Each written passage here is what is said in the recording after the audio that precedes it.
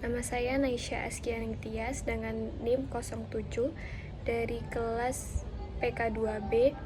Izin mengumpulkan tugas video cara mengerjakan soal UTS mata kuliah Kimia Dasar 2. Baik, untuk soal nomor 2 yaitu hitung molalitas dari larutan 0,85 molar larutan C6H8O7 dengan Rho 1,12 gram per mili. Yang B, 0,5 molar larutan CONH2 2 kali dengan Rho 1,3 gram per mili. Baik, pertama-tama untuk menghitung molalitas, kita perlu mencari massa padat dari asam sitrat dan urea yang telah diketahui. Pertama, kita tulis dahulu diketahuinya agar lebih mudah untuk mengerjakan soalnya.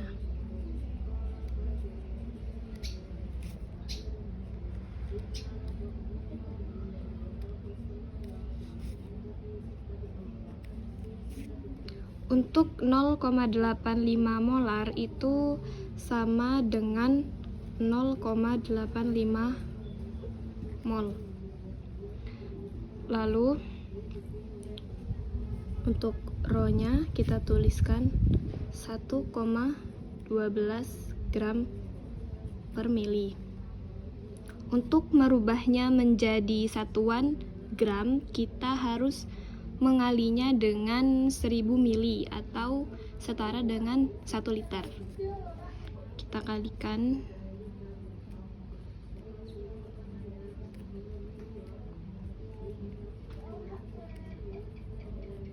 Ini bisa dicoret. Lalu dapat hasilnya yaitu 1120 gram. Ini adalah massa dari larutan 0,85 molar asam sitrat. Lalu MR dari asam sitrat itu adalah 192,12 gram per mol. Ditanya adalah berapa molalitasnya. Langsung saja kita jawab.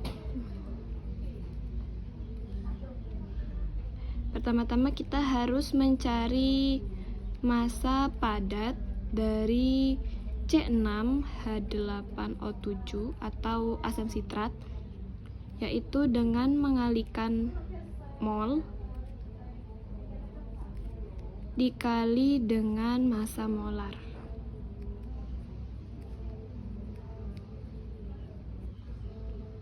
Seperti ini.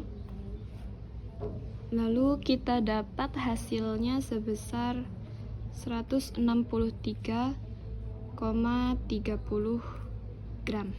Karena ini bisa dicoret ya, jadi satuannya gram. Ini adalah massa dari asam sitrat dalam bentuk padatan. Terus langkah kedua, kita menghitung massa pelarut murni, yaitu dengan cara massa total larutan yang tadi kita dapat di sini itu dikurangi dengan massa padat zat terlarut. Didapat hasilnya sebesar 956,70 gram. Ini kita ubah ke kilogram. Hasilnya adalah 0,95 kilogram. Baru setelah keduanya didapat hasilnya, baru kita bisa menghitung molalitasnya. Molalitas yaitu mol dari larutannya dibagi dengan massa pelarut yang ini.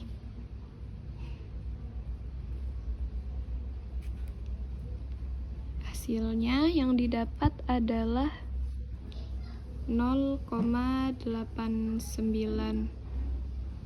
mol per kg atau 0,89 molal. Baik, kita lanjut untuk soal yang B. Kita tulis diketahuinya dulu.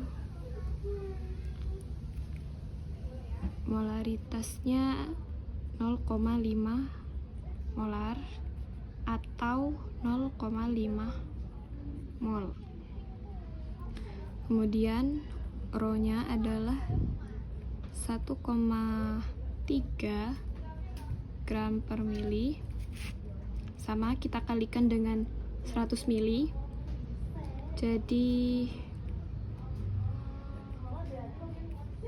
dikali 1000 mili sama dengan 1030 gram. Lalu MR dari urea adalah sebesar 60 gram per mol.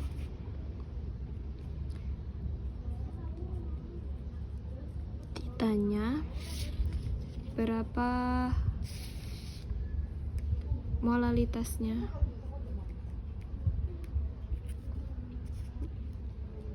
Kita jawab.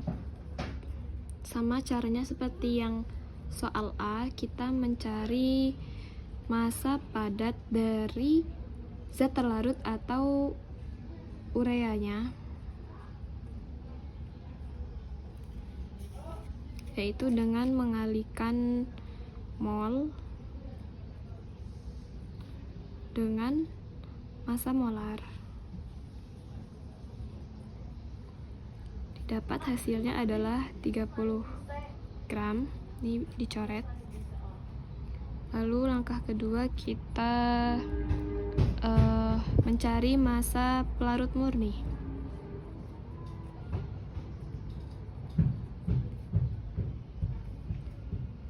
Yaitu dengan mengurangi massa larutan dikurang massa zat terlarutnya.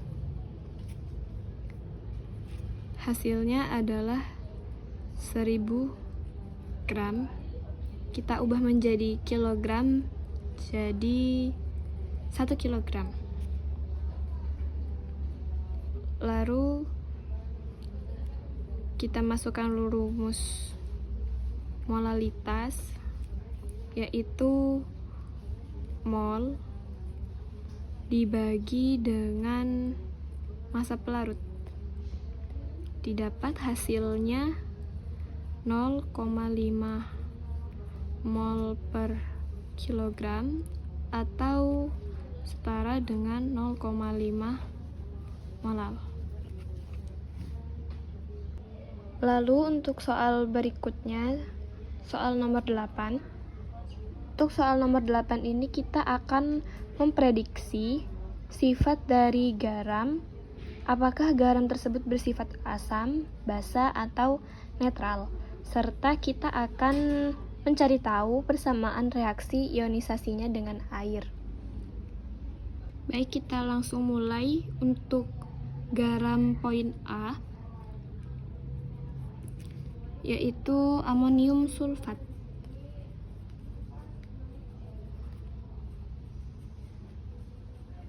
Dengan rumus NH4 2 kali SO4. Kita analisis yang mana NH4 berasal dari NH4OH.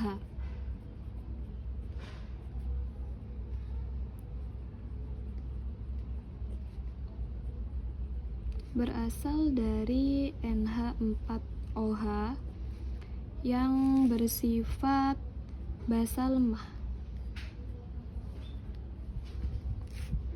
Lalu SO4 adalah SO4-2- ya. Ionnya adalah SO4-2- berasal dari H2SO4 yang sifatnya adalah asam kuat. Jadi bisa disimpulkan bahwa pH dari amonium sulfat adalah asam, karena yang bersifat kuat adalah asamnya. Jadi pH-nya itu di bawah 7 dan sifatnya itu asam. Lalu kita prediksi reaksi ionisasinya dengan air, yang mana untuk SO4-2- karena dia berasal dari asam yang sifatnya kuat, itu dia tidak bisa terionisasi dengan air. Jadi ini tidak bereaksi. Yang bereaksi adalah NH4. NH4 plus ditambah H2O menjadi NH3 plus H3O plus.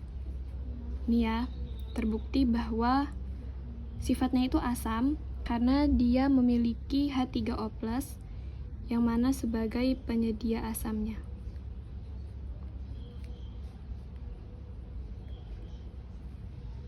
Oke, kita lanjut untuk garam poin B, yaitu natrium bikarbonat.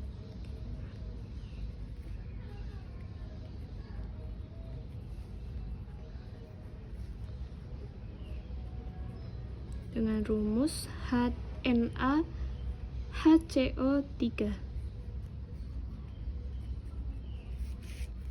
Na plus berasal dari NaOH, yang mana NaOH itu bersifat basa kuat.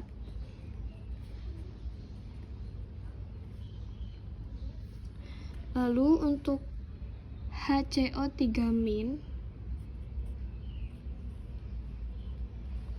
itu berasal dari asam karbonat dengan rumus H2CO3 yang sifatnya itu adalah asam lemah. Jadi dari sini saja kita bisa menyimpulkan sifat dari garam tersebut, yaitu basa. pH-nya lebih dari 7 dan sifatnya adalah basa. Lalu kita tuliskan reaksi ionisasi dengan airnya. Karena Na plus berasal dari basa kuat, jadi dia tidak bisa bereaksi dengan air. Tidak terjadi reaksi. Lalu untuk HCO3- kita tuliskan reaksinya dengan air. Ini menjadi H2CO3 plus OH-. Nih, terbukti bahwa sifatnya itu basa dari sisa atom atau sisa ion OH- ini. Dia sebagai penyedia basa. Lalu kita lanjut ke garam terakhir, yaitu garam poin C, yaitu tembaga 2 sulfat. Tembaga 2 sulfat yaitu rumusnya adalah CuSO4. Yang mana Cu ini Cu2 plus ya. Cu2 plus itu berasal dari CuOH 2 kali yang sifatnya itu adalah basa lemah. Lalu untuk SO4 2- itu berasal dari H2SO4 yang sifatnya itu jelas adalah asam kuat. Langsung saja kita simpulkan bahwa larutan ini bersifat asam ya. Asam. Lalu untuk reaksi ionisasi dengan airnya itu SO42- tidak bereaksi dengan air, tidak menimbulkan reaksi. Yang bereaksi adalah CO2+ ditambah H2O membentuk CuOH 2 kali plus H+, ini 2. Jadi ini terbukti adanya ion H+ sebagai penyedia asam. Terbukti dari pH-nya yang asam.